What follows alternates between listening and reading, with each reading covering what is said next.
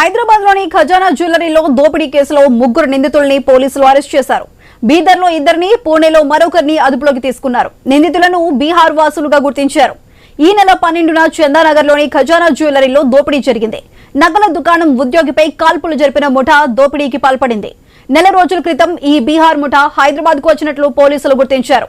జగద్గిర్ గుట్టలో ఉంటూ ఓ గ్లాసు పరిశ్రమలో పనిలో చేరారు. బీహార్ నుంచి వచ్చేటప్పుడు తుపాకులు తెచ్చుకొని కొన్ని రోజుల పాటు రెక్కి నిర్వహించారు. దోపిడీ చేసిన అనంతరం పరారయ్యారు. అది దీనికి సంబంధించి మరింత సమాచారం మా ప్రతినిధి ప్రవీణ్ అందిస్తారు. ప్రవీణ్, చెప్పండి, మొత్తం ముగ్గురు నిందితులు దొరికినట్లుగా తెలుస్తుంది. అయితే దీని వెనక వేసిన స్కెచ్ ఏంటి, అసలు ఏ విధంగా జరిగిందనే విషయాలు ఏమైనా పోలీసులు కీలక ఆధారాలు ఏమైనా రాబట్టారా? సుధా, అయితే ఖచ్చితంగా దీనికి సంబంధించిన మొత్తం తొలుక వ్యవహారానికి సంబంధించి డీజీపీ కూడా మాట్లాడడం జరిగింది. దీనికి సంబంధించిన నిందితులని త్వరలో మొత్తంగా మీడియా ముందు కూడా ప్రవేశపెడతామంటూ కూడా చెప్పడం జరిగింది. అదేవిధంగా ఖజానా జ్యువెలర్స్ దోపిడీ కేసులో మొత్తం ముగ్గురిని అరెస్ట్ చేశారు.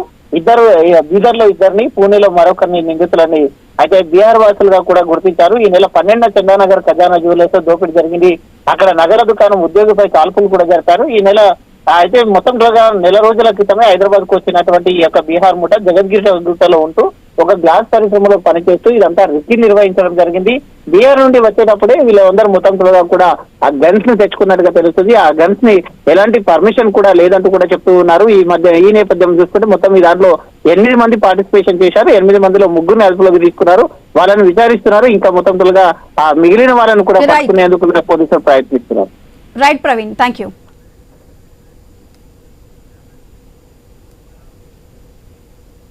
భూముల